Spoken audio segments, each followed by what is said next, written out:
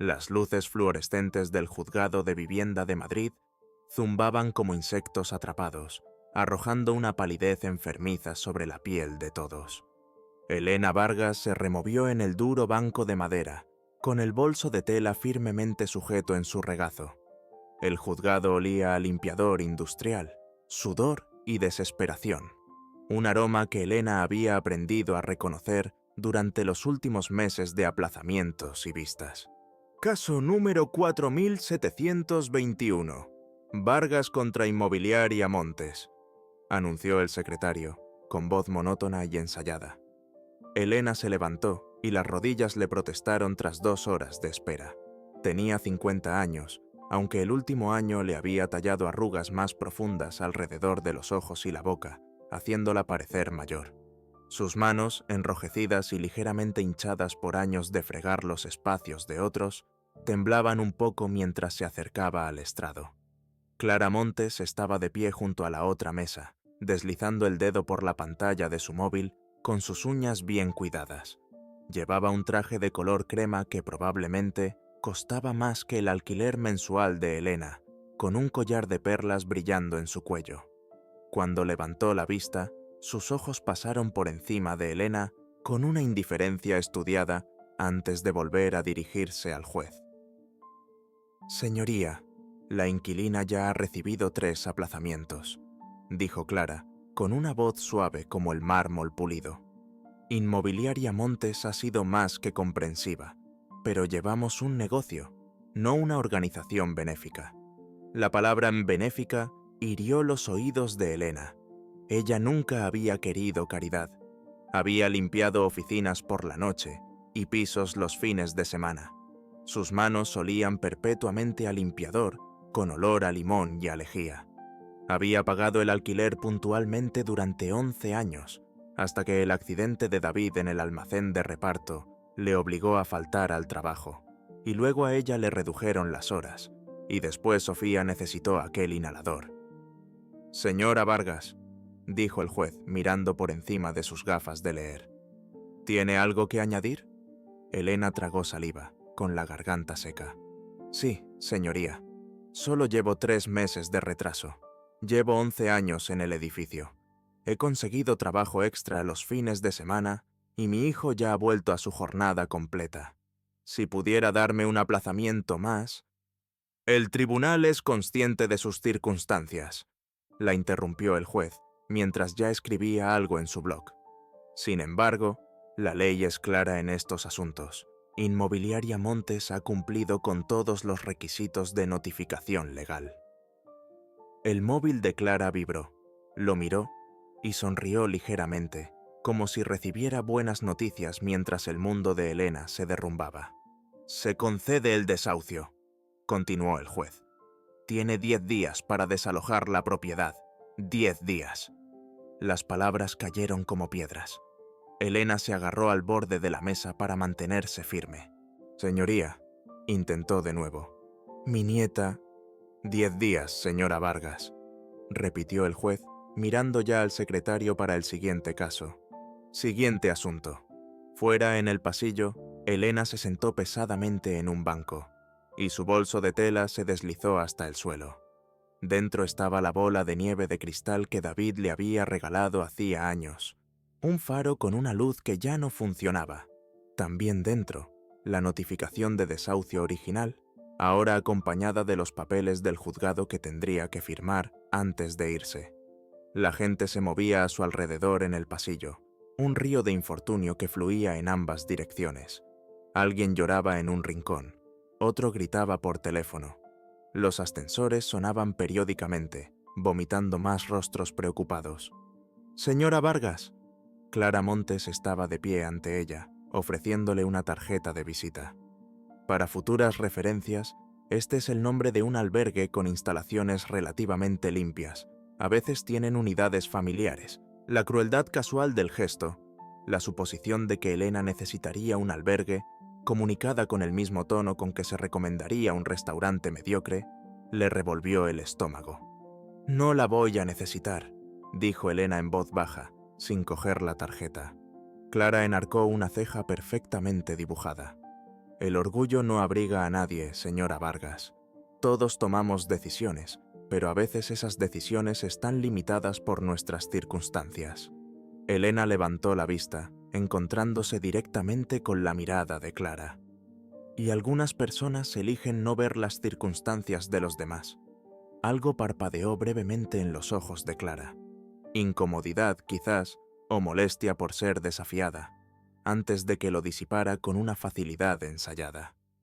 Las cerraduras se cambiarán el 11º día. Buena suerte. Se alejó, con el sonido preciso de sus tacones sobre el linóleo, y el aroma de su perfume caro persistió como una acusación. Aquella noche en su piso, que pronto sería el piso de otro, Elena se sentó a la pequeña mesa de la cocina. El radiador traqueteaba y siseaba, luchando contra el frío de principios de otoño. A través de las delgadas paredes podía oír la televisión de la señora Morales, la familiar sintonía de un concurso que proporcionaba un extraño consuelo en su regularidad. Elena sacó la bola de nieve de su bolso y la puso sobre la mesa. Dentro, el faro en miniatura se erguía en su pequeño promontorio rocoso, rodeado de purpurina que ya no se arremolinaba correctamente debido a una grieta en la base. David había ahorrado durante semanas para comprársela por su cumpleaños hacía 7 años, cuando aún estaba en el instituto.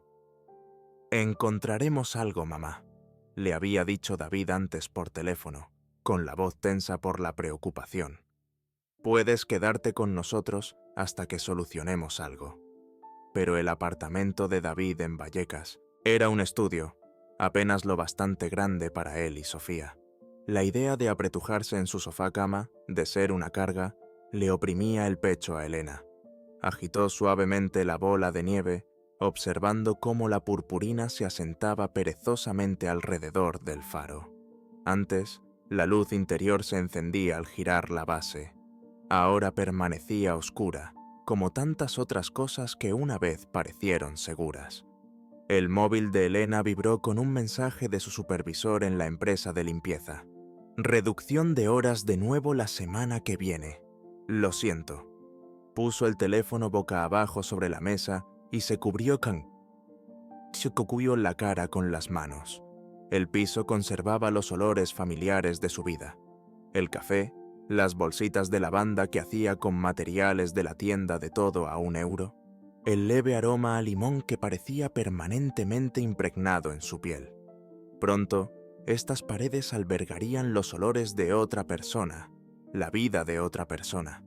Alguien que pudiera permitirse el alquiler cada vez mayor de Clara Montes. Fuera, Madrid continuaba su sinfonía nocturna. Sirenas lejanas, el estruendo del metro, risas desde el bar de la esquina. Dentro, Elena Vargas se sentaba sola en la mesa de su cocina, planeando cómo meter 11 años de vida en las cajas que pudiera permitirse comprar. La mañana siguiente a la vista en el juzgado, Elena se despertó antes de que sonara la alarma, con la pálida luz del amanecer filtrándose a través de las finas cortinas. Por un momento, el peso del día anterior aún no se había posado de nuevo sobre sus hombros. Luego regresó, pesado como la lana mojada. Quedaban 9 días. Hizo café en la cafetera desconchada que había comprado en un rastro hacía años, y el aroma amargo llenó la pequeña cocina. Mientras sorbía, recordó otra cocina, más amplia, más cálida, con cortinas amarillas que su madre había cosido a mano. Allá en su pueblo de Castilla-La Mancha, donde la niebla del río aparecía cada mañana y los trenes de mercancías se anunciaban con largos y melancólicos silbidos. Su padre, Jaime Vargas, era conocido en todo el pequeño pueblo como el hombre que podía arreglar cualquier cosa.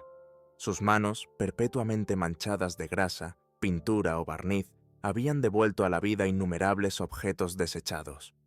«Nada está realmente roto sin remedio», solía decir. «Solo está esperando a la persona adecuada que entienda lo que necesita». Elena llevó su café a la ventana. La calle de abajo comenzaba a despertar. Un camión de reparto al ralentí, un paseador con 3 perros desiguales, los primeros trabajadores encorvados contra el frío de la mañana.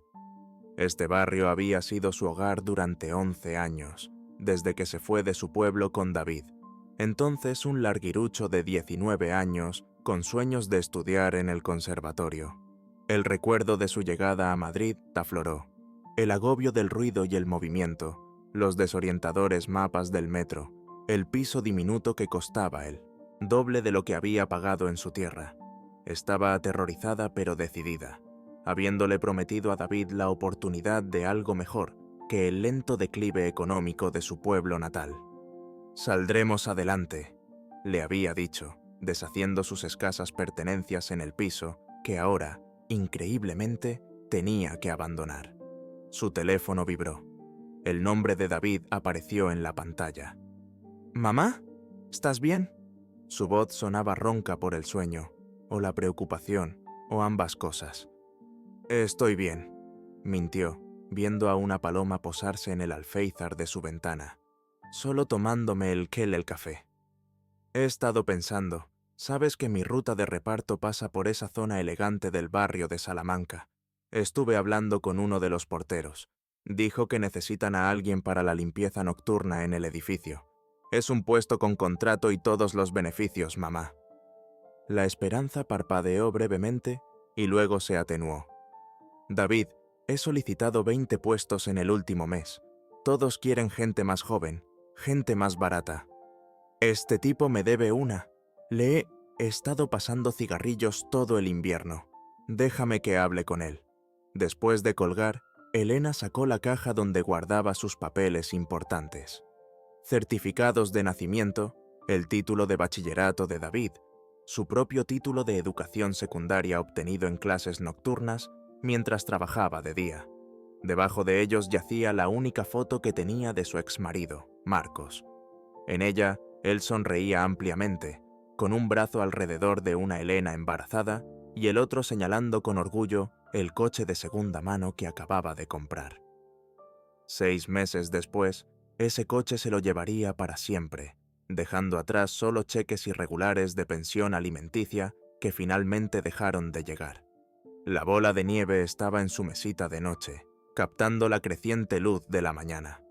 La había comprado en una tienda de regalos durante unas raras vacaciones familiares en la costa de Valencia, cuando David tenía 13 años. El faro le había recordado un libro que le encantaba de niña, sobre un farero que salvaba barcos de rocas peligrosas. Le había regalado la bola de nieve a David después de que Marcos se fuera, diciéndole: «A veces tenemos que ser nuestro propio faro». Años más tarde, cuando David le regaló la nueva bola de nieve por su cumpleaños, le dijo: «Ahora yo puedo ser el tuyo». Elena se vistió para su turno de limpieza en la torre de oficinas de la calle Serrano, poniéndose el uniforme azul que olía perpetuamente a detergente industrial. En el espejo del baño notó las canas que habían invadido su pelo antes oscuro, las finas líneas que enmarcaban su boca. Su madre también había envejecido así, de repente, como si el tiempo hubiera estado acumulando sus efectos para descargarlos todos de una vez. El día pasó en una neblina de ruido de aspiradora, olores químicos y la peculiar invisibilidad que conllevaba su trabajo. Hombres con trajes caros pasaban a su lado como si fuera parte del mobiliario. Mujeres de tacones hacían malabares con tazas de café y llamadas telefónicas, asintiendo ocasionalmente en su dirección, pero rara vez estableciendo contacto visual. Elena limpiaba huellas de dedos de las puertas de cristal y se preguntaba si Clara Montes alguna vez había tenido que limpiar el desorden de otra persona. Esa tarde, Elena recogió a Sofía de sus actividades extraescolares. La mochila de la niña de 7 años chirriaba cuando se movía. El llavero de un patito de goma que David le había enganchado a la cremallera servía tanto de juguete como de identificador. ¡Abuela! La cara de Sofía se iluminó, sus ojos serios, tan parecidos a los de David, se llenaron de calidez. «He dibujado un cuadro de nosotros en el parque. La señorita Jenkins dijo que la perspectiva era muy buena». «Eso es maravilloso, cariño», dijo Elena, tomando la pequeña mano de Sofía. «Ya me lo enseñarás cuando lleguemos a casa». La palabra casa se le atascó en la garganta. ¿Dónde estaría su casa en 10? No, ya en 8 días. Tomaron el metro hasta una pequeña cafetería de barrio donde el dueño, el señor García, a veces le daba a Sofía una ración extra de patatas fritas. El lugar olía a aceite, a café y al aroma ligeramente dulce de las flores que la señora García mantenía en el mostrador. «¡Mirad quién está aquí!», gritó el señor García cuando entraron. «¡Mi artista favorita!». Sofía sonrió radiante, sacando inmediatamente su dibujo para enseñárselo. Elena se deslizó en su reservado habitual, el asiento de vinilo parcheado con cinta aislante en 3 sitios. «¿Lo de siempre?», preguntó el señor García, sirviéndole ya una taza de café a Elena. «Sí, por favor», dijo ella, agradecida por las pequeñas rutinas que componían una vida. Mientras comían, Sofía parloteaba sobre el colegio, sus amigos y un proyecto de ciencias que implicaba hacer crecer judías en diferentes condiciones. Elena asentía y hacía preguntas, atesorando cada detalle del día de su nieta como si fueran joyas. «Papá dice que a lo mejor pronto vivimos todos juntos», dijo Sofía de repente, mojando una patata frita en ketchup. «Como una fiesta de pijamas que no se acaba nunca». A Elena se le encogió el corazón. «Quizás por un tiempecito», dijo con cuidado. «Dijo que a lo mejor tenemos que deshacernos de algunas cosas, pero no del faro de la bola de nieve. Dijo que eso se queda, pase lo que pase». La simple certeza en la voz de Sofía, la fe absoluta en que algunas cosas no eran negociables, hizo que a Elena le ardieran los ojos. Parpadeó rápidamente, concentrándose en cortar su sándwich en trozos más pequeños. Más tarde, después de que Elena hubiera arropado a Sofía en el sofá, cama del apartamento de David, y hubiera cogido el autobús de vuelta a su piso, sentó en el borde de su cama y finalmente se permitió llorar. Las lágrimas llegaron en silencio, fruto de toda una vida de práctica en no molestar a los demás. Cuando las lágrimas cesaron, se lavó la cara e hizo una lista. Cosas para quedarse, cosas para vender, cosas para regalar. La bola de nieve fue lo primero en la lista de quedarse, seguida por los álbumes de fotos, la mantita de bebé de Sofía y la pequeña caja de madera que su padre había hecho. Afuera, Madrid se acomodaba en sus ritmos nocturnos, música lejana de la fiesta de alguien, el bocinazo ocasional de un coche, el zumbido de millones de vidas apiladas unas al lado y encima de otras. Elena Vargas, hija de un manitas, madre de un luchador, abuela de una soñadora, finalmente se durmió, con la mano acurrucada protectoramente alrededor de la bola de nieve, como si contuviera no solo un faro, sino un camino a seguir a través de la creciente oscuridad. Al 5.º día, el apartamento de Elena se había transformado en un laberinto de cajas de cartón y bolsas de basura negras. Las paredes despojadas de fotos familiares revelaban rectángulos descoloridos como fantasmas de tiempos más felices. El aire olía a polvo, a cinta de embalar y a finales. «¿Puedes guardar algunas cosas en mi casa?», dijo David, encajando otra caja en la esquina del salón. Su rostro estaba demacrado por el agotamiento. Había venido directamente de un turno de reparto nocturno, el logo en la camisa de su uniforme desvaído por demasiados lavados. «No hay sitio», respondió Elena, envolviendo una taza de café en periódico. Era una que Sofía había pintado en un taller del centro cívico, azul con estrellas amarillas temblorosas. «Tu piso apenas es suficiente para ti y Sophie». David se pasó una mano por el pelo, un gesto tan parecido al de su abuelo que a Elena se le retorció el corazón. «El portero de mi trabajo dice que su primo podría tener una habitación en Getafe».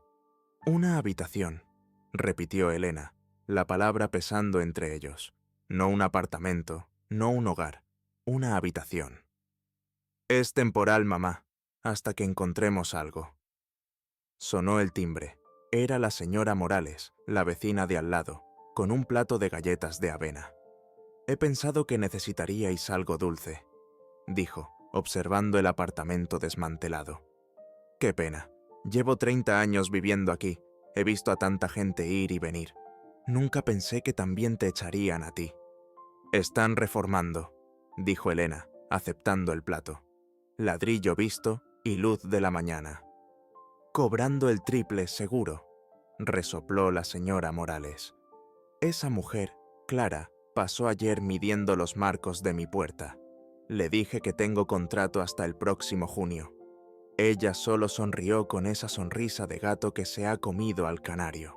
Después de que la señora Morales se fuera, Elena revisó su correo electrónico en la pantalla agrietada de su móvil. Otro rechazo para un puesto de pagamento. Limpieza, esta vez alegando que estaba sobrecualificada. La verdadera razón, sabía, no se decía. Demasiado mayor, demasiado cara, demasiado propensa a necesitar un seguro médico. David se había ido a duchar.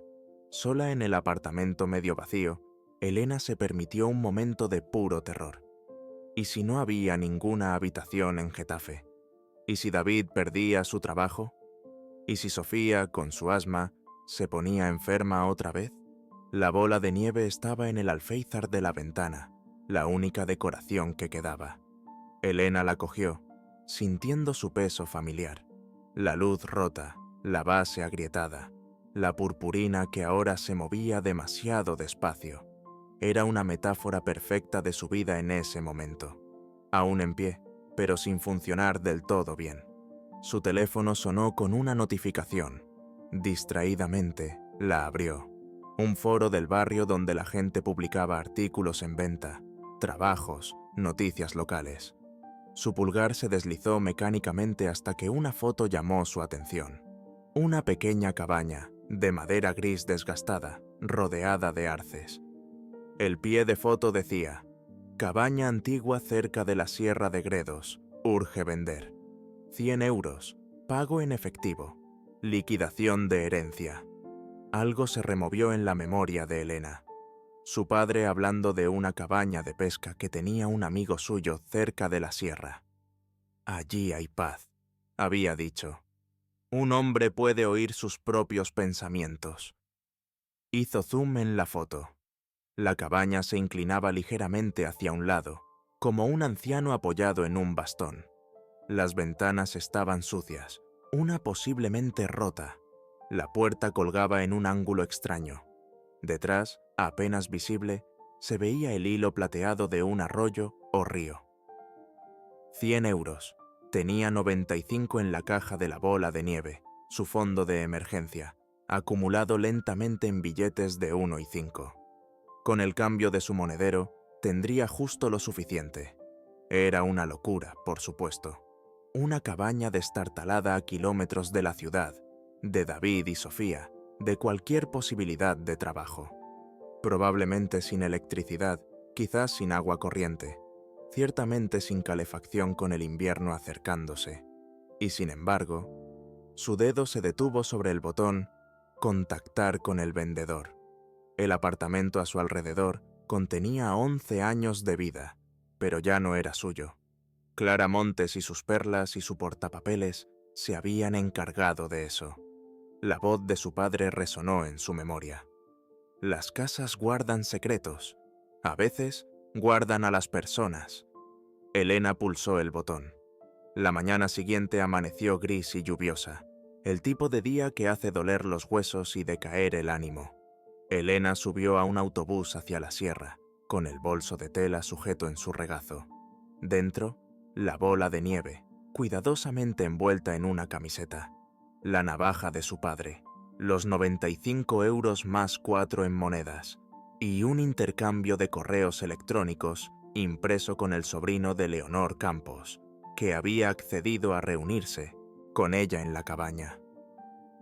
Mientras el autobús se alejaba de la estación sur, Elena observó cómo la ciudad se retiraba, sus contornos afilados difuminándose con la lluvia. La autopista se extendía ante ellos, el asfalto mojado reflejando las luces traseras como estrellas rojas. Otros pasajeros dormitaban o miraban sus teléfonos. Un niño, unas filas más adelante, jugaba a un juego que emitía sonidos electrónicos. Elena apoyó la frente contra el frío cristal de la ventana, viendo cómo los suburbios daban paso a pueblos pequeños y luego a colinas onduladas salpicadas con los primeros colores del otoño. El paisaje se abría, dejando espacio para respirar entre los edificios, entre las vidas. 2 horas más tarde, el autobús se detuvo con un quejido en una pequeña estación. El aire olía diferente aquí, más limpio, con notas de hojas mojadas y agua de río. Elena siguió las indicaciones que había escrito en un trozo de papel, caminando primero por una carretera principal bordeada de edificios de ladrillo, y luego girando hacia un camino más estrecho donde las casas se iban distanciando progresivamente. Una camioneta azul le esperaba al ralentí al final de un camino de tierra lleno de baches, con un hombre con camisa de franela apoyado en el capó. Se enderezó cuando la vio acercarse. «Señora Vargas, soy Jaime Campos, el sobrino de Leonor».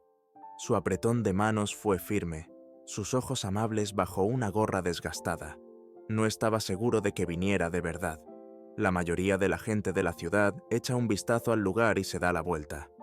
La cabaña se alzaba en un pequeño claro, con los arces formando un círculo laxo a su alrededor como guardianes silenciosos.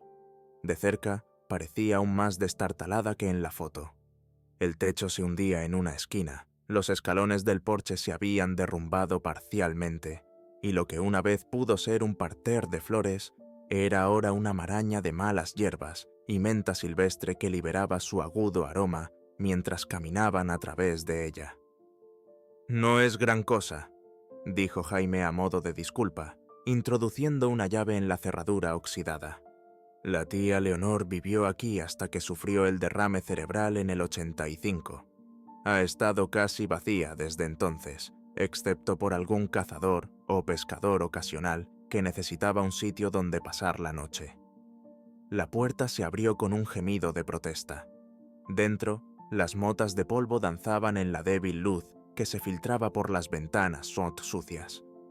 El espacio era simple, una habitación principal con una pequeña estufa de hierro en la esquina, una mesa de madera tosca con 2 sillas desparejadas y estanterías construidas en una pared.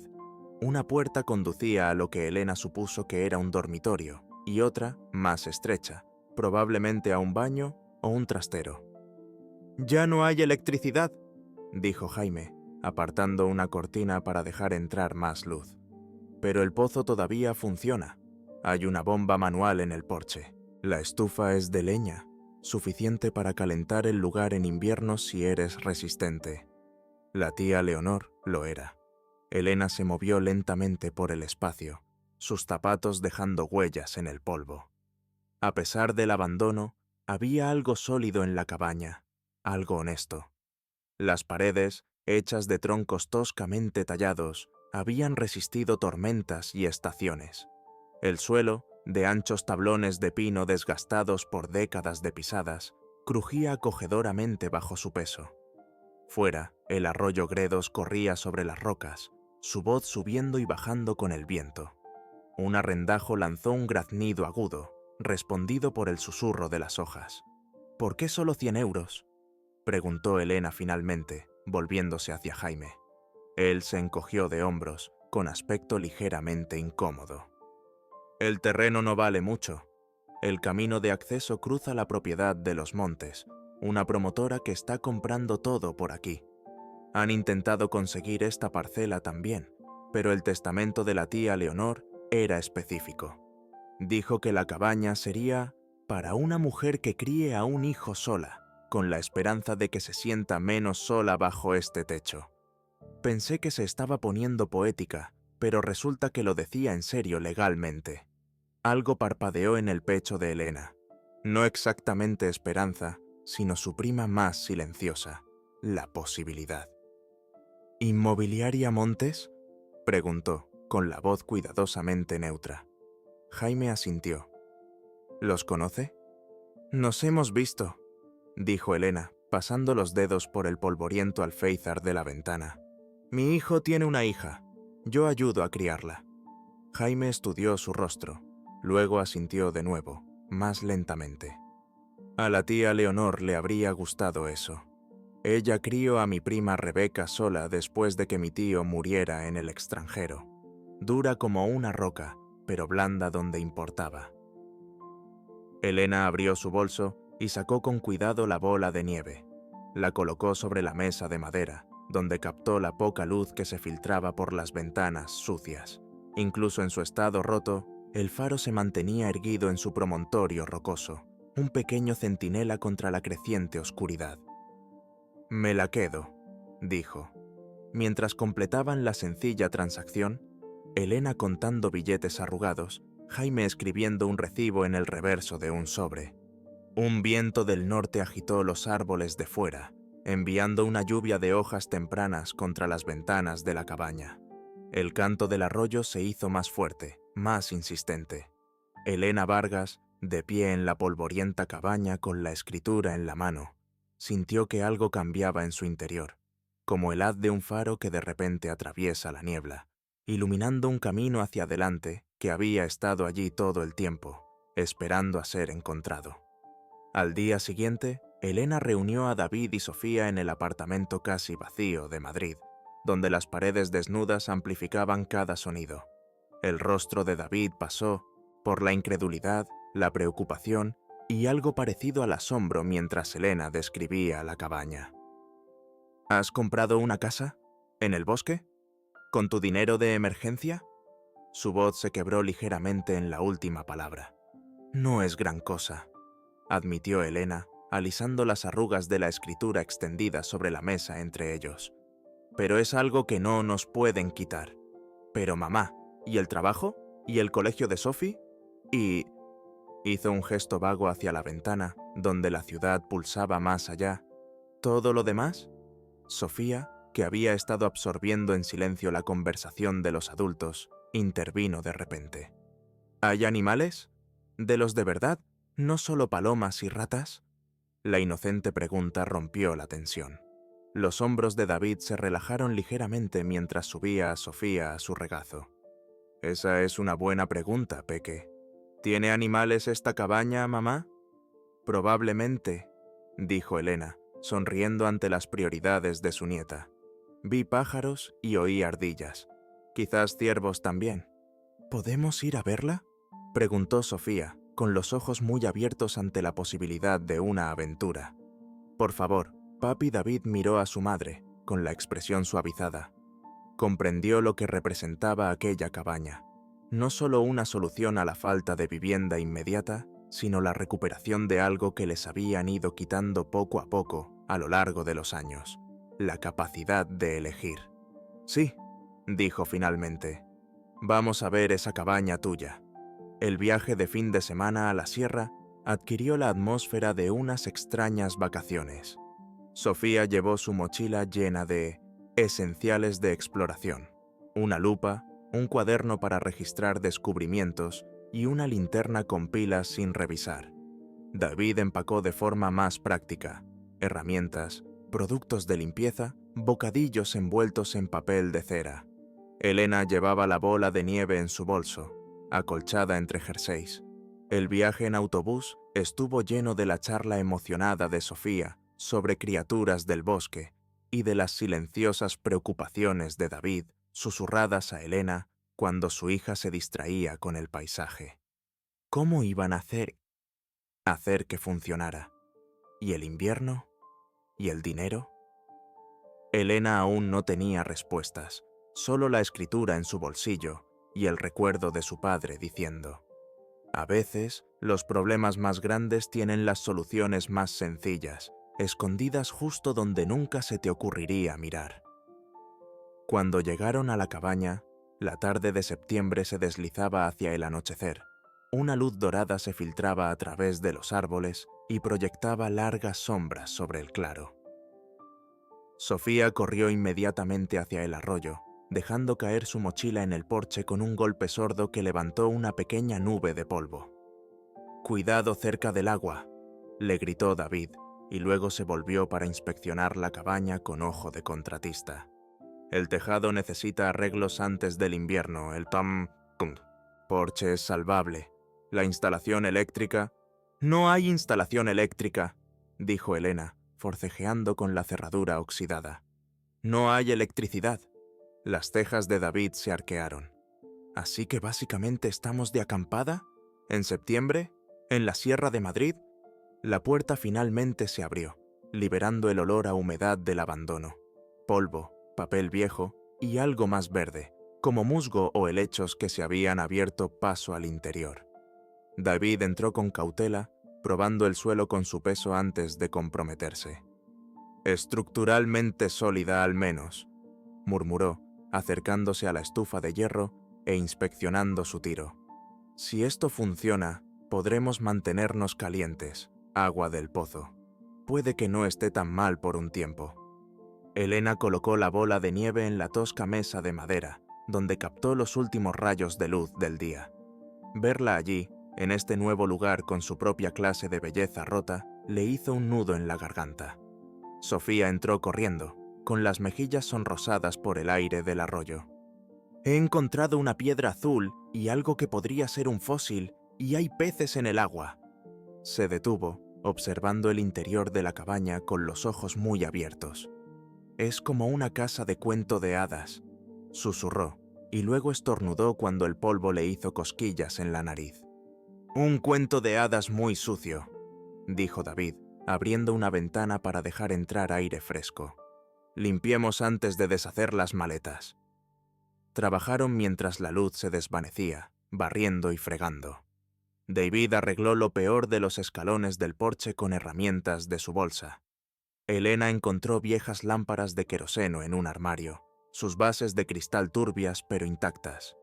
Con cerillas del kit de emergencia de David, pronto tuvieron una luz dorada parpadeando sobre el suelo recién barrido.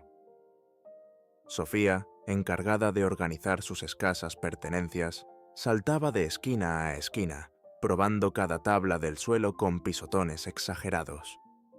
Cerca de la pared del fondo, una tabla emitió un sonido diferente, hueco, como un tambor con la piel amortiguada. «Esta suena rara», anunció, agachándose para pegar la oreja al suelo. «Está respirando». David y Elena intercambiaron una mirada. La imaginación de una niña de 7 años no tenía límites. Pero cuando se unieron a ella, también lo sintieron. Una ligera corriente de aire que subía de entre las tablas del suelo, como si la propia cabaña estuviera suspirando. David pasó los dedos por la junta. «Aquí hay un hueco. Y...» presionó un extremo de la tabla que se levantó ligeramente.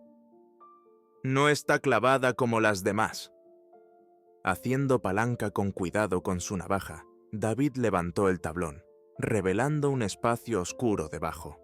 El olor a humedad se intensificó, pero algo metálico brilló a la luz de la lámpara. «Hay una caja», susurró Sofía, con la voz callada por la magia del descubrimiento.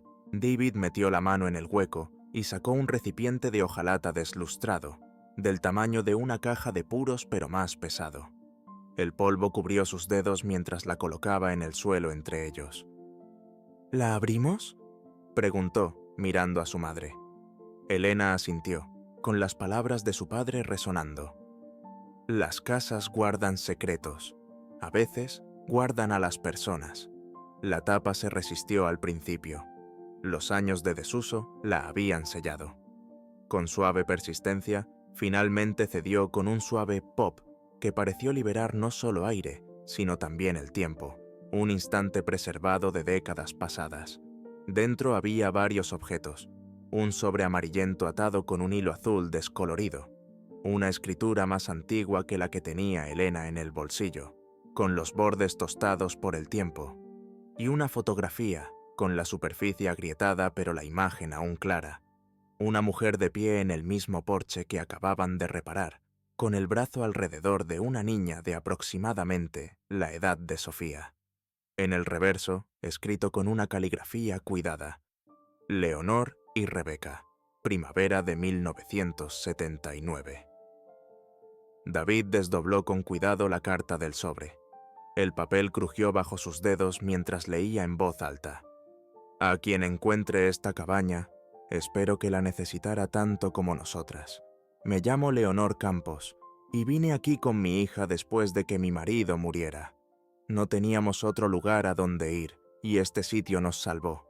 No es mucho, pero está construido con solidez, y el arroyo nunca se seca. Cuando intentaron quitárnosla, esos hombres con sus papeles y sus planes para casas de vacaciones, descubrí que la escritura original otorgaba derechos sobre esta tierra que no podían ser anulados. La servidumbre de paso, a través de lo que ahora es la propiedad de los Taylor, aunque probablemente se la vendan a promotores con el tiempo, no puede ser cerrada según la ley comarcal. Dejo esta carta y la escritura original con la esperanza de que algún día otra mujer que críe a un hijo sola pueda encontrar este lugar y sentir el mismo refugio que nosotras. La ley es clara, aunque intentarán deciros lo contrario. Manteneos firmes. Esta cabaña cumple sus promesas. Con esperanza para quien quiera que seas. Leonor Campos, 1979.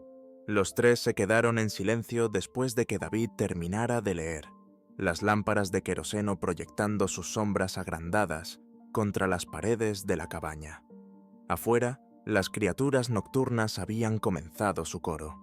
Ranas junto al arroyo, un búho en algún lugar a lo lejos, el crujido de algo pequeño moviéndose entre la maleza. «Propiedad de los Taylor», dijo Elena finalmente. «Eso debe ser lo que ahora pertenece a los montes». David estudió la vieja escritura, entrecerrando los ojos a la tenue luz. «Esto muestra una servidumbre de paso que atraviesa directamente lo que sería su terreno. Si esto sigue siendo legalmente vinculante, entonces no pueden impedirnos el acceso a la cabaña», terminó Elena. Su corazón latía más rápido, y no pueden construir sobre la servidumbre de paso sin permiso. Sofía, que había estado examinando la fotografía, levantó la vista. «Parece simpática», dijo simplemente, «como si hiciera buenas galletas y contara buenas historias». Elena rozó con los dedos la foto. El rostro de Leonor Campos era amable pero decidido, su brazo protector alrededor de su hija. Una mujer que se había mantenido firme. Una mujer que había pensado en dejar atrás no solo una escritura, sino un salvavidas a través del tiempo. «Mañana», dijo Elena, «visitaremos el registro de la propiedad de Ávila». David asintió, devolviendo con cuidado los objetos a la caja. «Parece que esta cabaña te eligió a ti, mamá. O Leonor lo hizo». Afuera, el viento se levantó, haciendo que las hojas se deslizaran por el porche. Dentro, 3 generaciones de la familia Vargas se sentaban juntas a la luz de las lámparas, sintiendo por primera vez en años el despertar de algo que se parecía notablemente a la esperanza. El registro de la propiedad de Ávila olía a papel y tóner, con un trasfondo de café y esa ligera humedad que parecía impregnar todos los edificios gubernamentales. Las luces fluorescentes zumbaban en lo alto, proyectando un resplandor plano e implacable que hacía que todos parecieran ligeramente enfermos. El suelo de linóleo, pulido hasta un brillo opaco, chirriaba bajo los gastados zapatos de Elena mientras se acercaba al mostrador, con la caja de hojalata aferrada a su pecho como una armadura. David estaba a su lado, habiendo cambiado su uniforme de trabajo por su única camisa de botones, ligeramente arrugada por haber estado en su bolsa de viaje. Sofía estaba sentada en un banco cercano, su mochila chirriando cada vez que se movía, el llavero del patito de goma atrapando la luz cruda. «¿En qué puedo ayudarles?».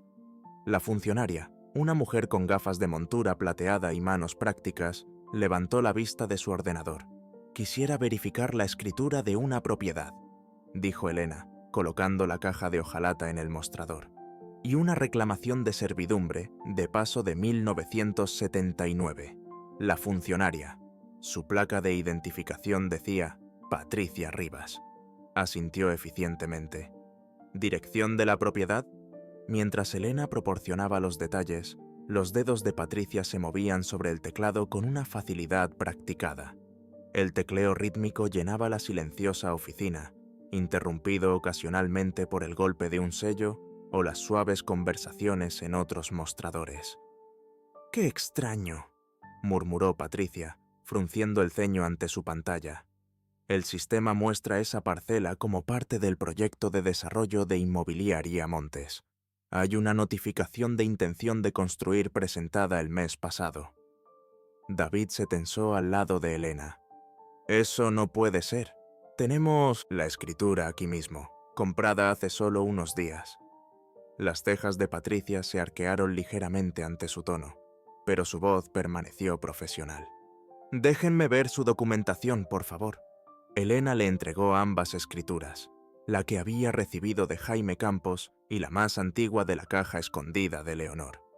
Patricia las examinó cuidadosamente, su expresión cambiando de una neutralidad profesional a un interés creciente.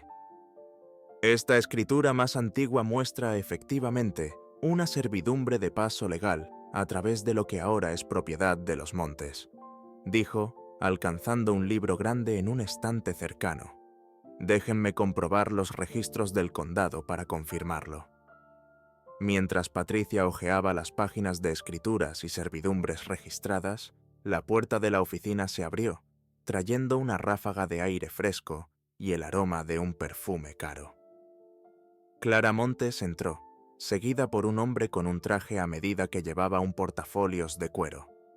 Cuando Clara vio a Elena, se detuvo en seco, su rostro perfectamente compuesto, mostrando un destello de genuina sorpresa antes de volver a su suavidad profesional. «Señora Vargas», dijo, su voz resonando en la silenciosa oficina. «Esto es inesperado. La sierra está bastante lejos de Madrid». Elena enderezó los hombros, encontrando la mirada de Clara directamente. «Señora Montes, podría decir lo mismo». Clara se acercó al mostrador, con el hombre siguiéndola. «Ricardo Torres, nuestro asesor legal», lo presentó con un ligero gesto. «Estamos aquí para finalizar algunas adquisiciones de propiedades en la zona». Patricia levantó la vista de sus registros, evaluando a los recién llegados con la expresión neutral de alguien que había presenciado innumerables disputas de propiedad. «Actualmente estoy ayudando a estos clientes a verificar una escritura y una reclamación de servidumbre de paso. Podría estar relacionado con sus propiedades, señora Montes». Los ojos de Clara se entrecerraron ligeramente. «¿Qué propiedad?» «La vieja cabaña de los Campos», respondió Elena antes de que Patricia pudiera hacerlo. «La compré la semana pasada». Algo parpadeó en la expresión de Clara. Reconocimiento, luego cálculo. «Ah, el anuncio de Jaime Campos. Hemos estado intentando adquirir esa parcela para completar nuestro desarrollo. Desafortunadamente, el camino de acceso cruza nuestro terreno. De hecho», intervino Patricia, girando el gran libro para que todos pudieran verlo.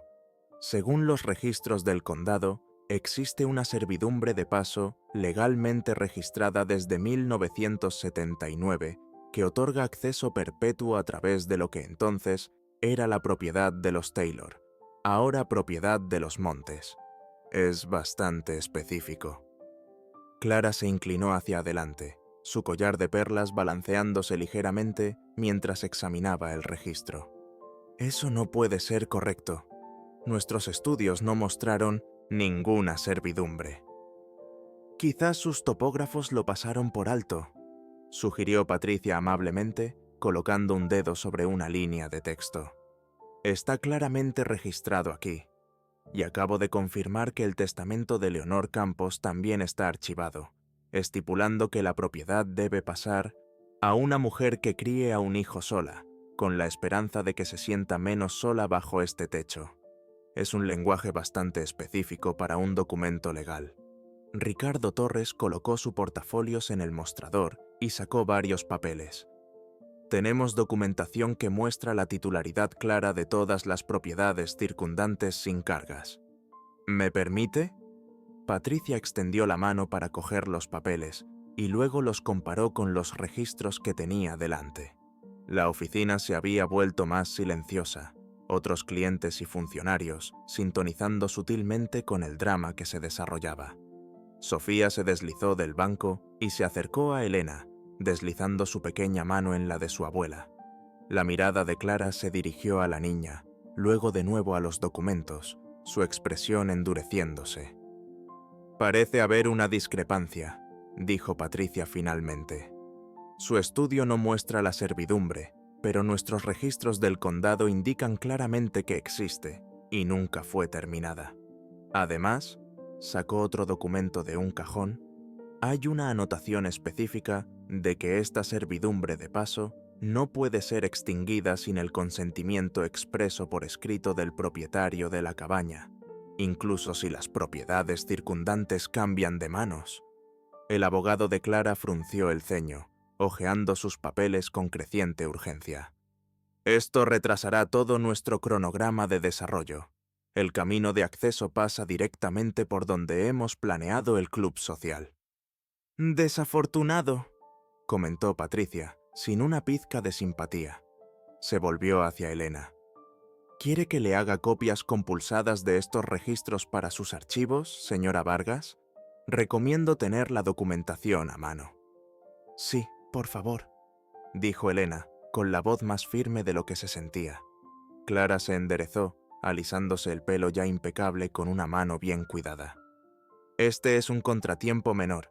Estoy segura de que podemos llegar a un acuerdo. Inmobiliaria Montes está preparada para ofrecerle significativamente más de lo que pagó por la cabaña.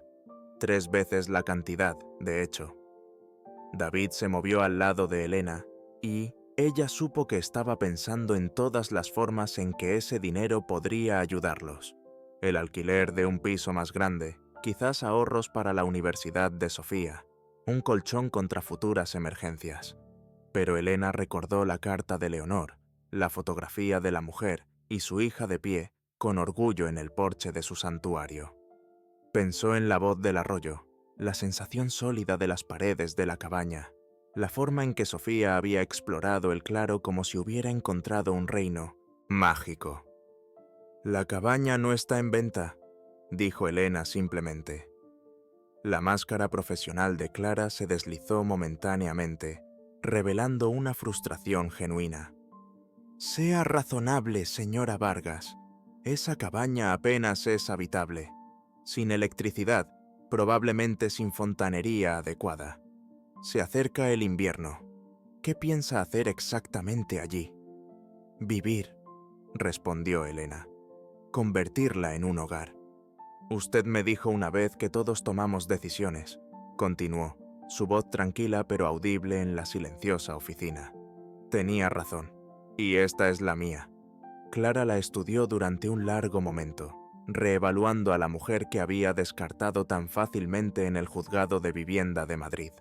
Los otros clientes en la oficina habían dejado de fingir que no escuchaban, su atención fija en la confrontación. «La servidumbre puede ser válida», le dijo Ricardo Torres a Clara en voz baja, «pero podríamos impugnarla, bloquearla en los tribunales durante años». «Durante cuyo tiempo», intervino Patricia, habiendo escuchado, «la servidumbre de paso permanecería en efecto pendiente de una determinación final. Las ordenanzas del condado son bastante claras en ese punto». Sonrió agradablemente mientras sellaba varios documentos con un sello oficial, el sonido puntuando sus palabras. La mirada de Clara se movió de Elena a David y a Sofía, y luego al creciente número de espectadores, la gente corriente de la comarca que había venido a presentar papeles, pagar impuestos, registrar sus propias escrituras. Gente que reconocía algo en la postura de Elena, en la silenciosa dignidad con la que se mantenía firme. «Tendremos que reconsiderar nuestra estrategia», dijo Clara finalmente a su abogado. A Elena añadió: «Esto no ha terminado, señora Vargas». «No», convino Elena, aceptando las copias compulsadas de Patricia. «Acaba de empezar». Mientras Clara y su abogado recogían sus papeles y se iban, se produjo un cambio palpable en la oficina, una exhalación colectiva, como el alivio después de que pasa una tormenta. Un hombre mayor con botas de trabajo asintió con aprobación desde su lugar en la cola. Una joven madre acunaba a un bebé en su cadera y le dedicó a Elena una pequeña sonrisa de solidaridad. «Da gusto ver a alguien plantándoles cara», dijo Patricia en voz baja mientras le entregaba a Elena el último documento. «Han estado comprando todo por aquí, expulsando a familias que llevan generaciones en la zona. Afuera, la tarde de septiembre se había vuelto dorada, la luz del sol calentando los edificios de ladrillo del pequeño pueblo.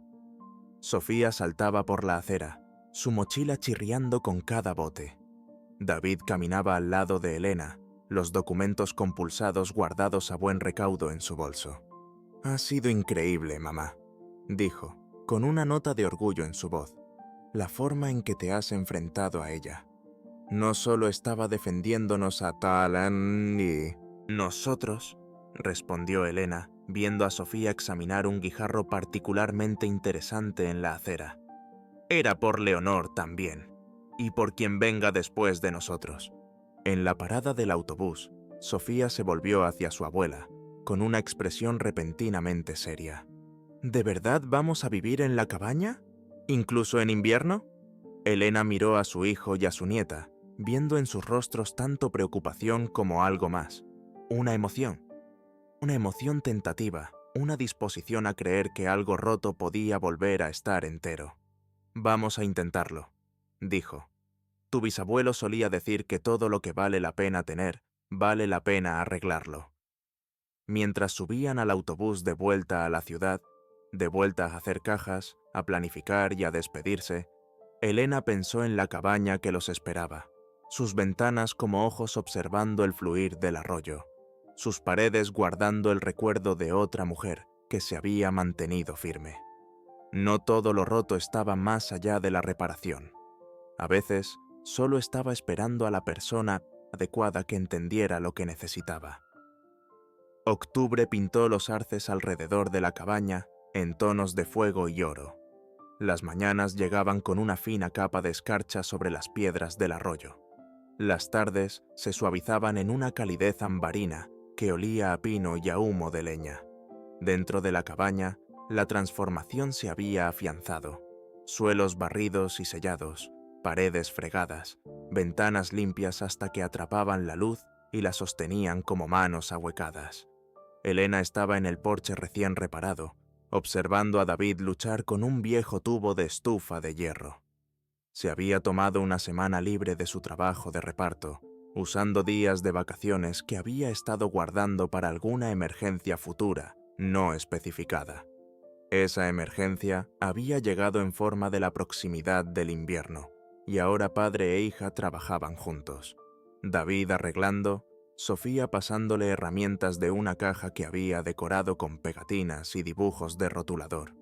«Abuela, mira», gritó Sofía, señalando donde David finalmente había conectado la última sección del tubo a la abertura del techo. «Papá dice que podemos encender un fuego de verdad esta noche». «No muy grande», advirtió David bajando de su escalera. Tenía la cara manchada de hollín, pero sus ojos reflejaban la satisfacción del trabajo bien hecho. Solo para probarlo. Habían estado viniendo a la cabaña los fines de semana, haciendo mejoras poco a poco. El portero de David había cumplido su palabra. Elena ahora limpiaba 3 noches a la semana en un edificio de lujo en el barrio de Salamanca. El sueldo del convenio era casi el doble de lo que había ganado antes.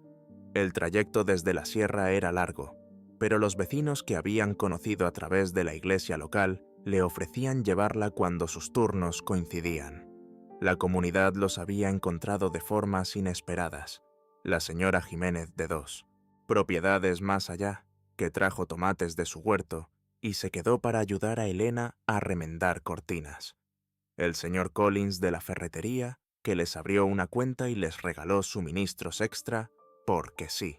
La pastora Lisa de la pequeña iglesia metodista, que organizó una jornada de trabajo que resultó en un tejado reparado y un patio despejado de décadas de escombros. La cabaña respiraba más fácilmente ahora. Elena había limpiado sus pulmones, las rejillas de ventilación, la chimenea, los espacios entre las tablas del suelo, hasta que pudo inhalar el aire fresco de la montaña sin toser polvo. Habían encontrado tesoros mientras trabajaban. libros viejos escondidos bajo los aleros, frascos de cristal de mar en el fondo de un armario, un caballo de madera tallado por un niño detrás de la estufa. La presencia de Leonor perduraba en estos descubrimientos. Elena a menudo la sentía allí, no como un fantasma, sino como un espíritu afín que entendía lo que era empezar de nuevo, crear algo de la casi nada. A veces, cuando la luz de la tarde entraba de cierta manera por las ventanas, Elena se detenía en su trabajo e imaginaba a Leonor haciendo la misma tarea décadas antes, con su hija jugando cerca, igual que Sofía ahora. Esta tarde, mientras David terminaba con la estufa, un coche retumbó por el camino de acceso de tierra. El sonido era lo suficientemente distintivo e inesperado como para que los tres se detuvieran. Poca gente conducía por allí, especialmente un jueves. El todoterreno negro que emergió de entre los árboles era elegante y caro, pareciendo completamente fuera de lugar contra el telón de fondo rústico. Cuando se detuvo en el claro, Clara Montes salió, sus tacones hundiéndose inmediatamente en el suelo blando. «¡Ha vuelto!», susurró Sofía, moviéndose para situarse ligeramente detrás de su padre. Clara llevaba un abrigo oscuro que le llegaba a las rodillas, su pelo arreglado con el mismo estilo inmaculado de siempre. Pero algo en ella parecía diferente. Menos segura, quizás, o simplemente más humana fuera de los entornos controlados que solía habitar. «Señora Vargas», llamó, avanzando con cuidado por el terreno irregular. «¿Puedo hablar con usted?». Elena bajó los escalones del porche, encontrándose con Clara a medio camino. De cerca, pudo ver unas leves sombras bajo los ojos de la otra mujer, parcialmente ocultas por el maquillaje. «Pensé que le gustaría saber», dijo Clara sin preámbulos, «que Inmobiliaria Montes ha revisado su plan de desarrollo. Mantendremos la servidumbre de paso existente y la incorporaremos como un sendero natural». La sorpresa de Elena debió de notarse en su rostro, porque Clara continuó, con tono profesional. «Es una decisión práctica. Luchar contra la servidumbre sería caro y llevaría mucho tiempo. De esta manera, podemos promocionar el desarrollo como más respetuoso con el medio ambiente». Un punto de venta, pero había algo más en su expresión. Un respeto reticente, quizás, o simplemente la resignación de alguien que reconocía cuándo ceder una batalla. «He traído la documentación», añadió Clara, recuperando una carpeta de su coche. «Un reconocimiento formal de su servidumbre de paso, firmado y notariado. Y esto», le entregó a Elena un segundo documento. «Es información sobre un programa de subvenciones para la preservación de viviendas rurales históricas. Su cabaña cumpliría los requisitos». Elena aceptó los papeles, su peso sustancial en sus manos. «Gracias», dijo simplemente. Clara echó un vistazo a la cabaña, observando las mejoras, el humo que ahora salía del tubo de la chimenea recién instalado, el claro cuidadosamente atendido. «Han estado ocupados». «Sí, lo hemos estado», convino Elena. Un silencio incómodo se extendió entre ellas. Dos mujeres de mundos diferentes, de pie en un terreno que una vez fue disputado y ahora simplemente era compartido. «La juzgué mal», dijo Clara finalmente, las palabras pareciendo costarle algo. «En Madrid. Veo a mucha gente en mi situación. Después de un tiempo, todos empiezan a confundirse». «No estamos borrosos», dijo Elena. «Solo intentamos vivir». Clara asintió una vez, bruscamente. «Bueno, la documentación está en orden. Buena suerte con su cabaña, señora Vargas». Mientras se giraba para irse, David avanzó desde el porche. «¿Quiere un café antes de volver? Es un largo camino hasta la ciudad». La invitación quedó suspendida en el aire, inesperada y genuina. Clara dudó, luego asintió de nuevo. «Eso sería agradable. Gracias».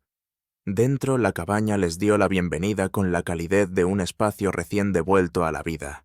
Sofía le enseñó tímidamente a Clara su colección de piedras del arroyo dispuestas en el alféizar de la ventana, explicando cuáles podrían ser fósiles y cuáles simplemente tenían personalidades interesantes.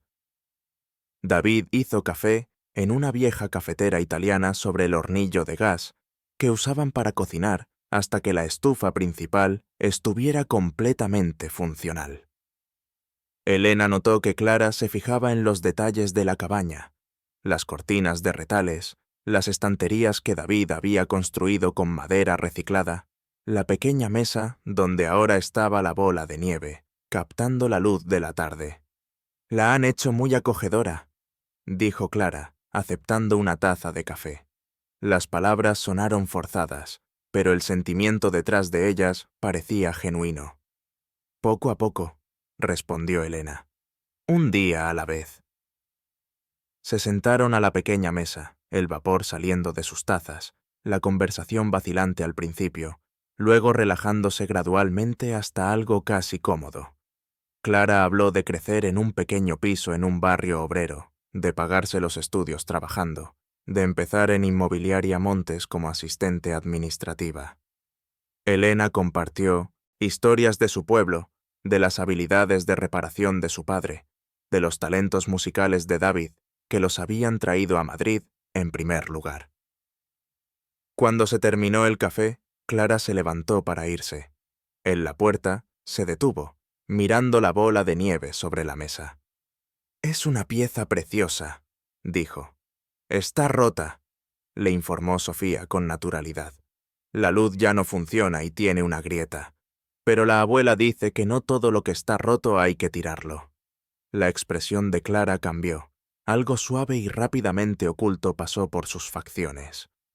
Su abuela es una mujer sabia. Después de que el coche de Clara hubiera desaparecido por el camino de acceso, la familia se sentó en el porche, viendo cómo el sol comenzaba a descender detrás de los árboles.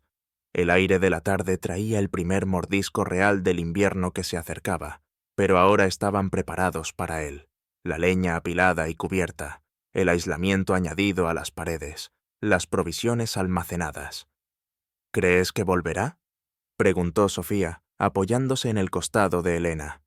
«Quizás», dijo Elena. «La gente puede sorprenderte». Mientras la oscuridad se cernía, encendieron la estufa por primera vez. El fuego prendió rápidamente, proyectando un resplandor dorado a través de la rejilla de hierro y extendiendo el calor por la habitación principal. Cenaron una cena sencilla en la mesa, las sombras danzando en las paredes a su alrededor, la voz del arroyo como una compañera constante afuera. Más tarde, cuando Sofía se había dormido en el pequeño dormitorio junto a la habitación principal, Elena y David se sentaron junto a la estufa, observando las llamas a través de la rejilla. «Tengo algo que decirte», dijo David, su voz baja para no despertar a Sofía. «Me llamó la pastora Lisa. La iglesia tiene un viejo piano vertical que van a reemplazar. Me preguntó si podríamos quererlo». Elena miró a su hijo, comprendiendo el significado. David no había tocado desde que se fueron de su pueblo, sus sueños del conservatorio apartados por preocupaciones más prácticas. «Le dije que sí», continuó. «Si te parece bien, iría justo ahí». Señaló la pared vacía al lado de las estanterías. «Me parece más que bien», dijo Elena, con un nudo en la garganta. «Pertenece a este lugar». Noviembre llegó con la caída de las últimas hojas y la primera capa de nieve. El piano también llegó, entregado por voluntarios de la iglesia que se quedaron a tomar sopa y bizcocho después. Esa noche, la música llenó la cabaña por primera vez, vacilante al principio, mientras los dedos de David recordaban el camino, luego volviéndose más segura, las notas elevándose hasta las vigas y derramándose en el claro donde la nieve atrapaba la luz de la luna y brillaba como estrellas dispersas. Para celebrar la cosecha, organizaron una cena para los vecinos que los habían ayudado, la señora Jiménez y el Tony Tilda, señor Collins, la pastora Lisa y su esposa, la familia Sullivan cuyos hijos habían ayudado a limpiar el patio. La cabaña se llenó de voces y risas, con los olores de asado y tarta, con el calor de una comunidad encontrada en lugar de heredada. Mientras diciembre se asentaba sobre las montañas, trayendo nieves más profundas y noches más largas, la cabaña se mantenía firme contra el frío. Dentro, la estufa irradiaba calor. El piano ofrecía música. Las ventanas reparadas vigilaban el claro cubierto de blanco. En Nochebuena, mientras David tocaba villancicos y Sofía colgaba copos de nieve de papel de las vigas, Elena colocó la bola de nieve en el centro de la pequeña mesa. La Ville había arreglado esa tarde, un último regalo para sí misma, usando habilidades aprendidas al observar a su padre todos esos años. Cuando giró la base, el pequeño faro se iluminó por primera vez en años, su pequeño haz de luz atravesando el agua llena de purpurina, un faro en un mundo en miniatura. «¡Lo has arreglado!», exclamó Sofía, aplaudiendo de alegría. «Tuve buenos maestros», respondió Elena, pensando en su padre, en Leonor Campos, en todas las personas que le habían enseñado que las cosas rotas podían ser remendadas, que las cosas perdidas podían ser encontradas, que los finales a menudo ocultaban principios si sabías dónde mirar. Afuera, la nieve caía suavemente sobre el tejado, sobre el porche, sobre el camino de acceso que se había convertido en su camino a casa. Dentro, 3 generaciones se reunieron alrededor del faro brillante, sus rostros iluminados por su pequeña y persistente luz. Una familia que había aprendido que a veces capear el temporal significa encontrar un refugio inesperado, y que la verdadera medida de un hogar no es su tamaño o ubicación, sino el amor que contiene y la esperanza que protege. «Abuela», preguntó Sofía, viendo los copos de nieve arremolinarse dentro de la bola. «¿Ahora somos ricos?». David sonrió, apoyando las manos en las teclas del piano. «No de la forma en que la mayoría de la gente lo cuenta, Peque». «Somos ricos en lo que importa», dijo Elena, acercando a su nieta. «Tenemos raíces, nos tenemos los unos a los otros, tenemos este lugar que cumple sus promesas». A través de la ventana, la nieve real seguía cayendo, cada copo una pequeña posibilidad, cada momento un regalo desenvolviéndose en el simple milagro de la hora. La cabaña crujió suavemente, acomodándose en la noche, manteniendo a su familia segura dentro de muros que una vez más se habían convertido en un santuario, no porque fueran perfectos, elegantes o nuevos, sino porque eran robustos, auténticos y, lo más importante, suyos.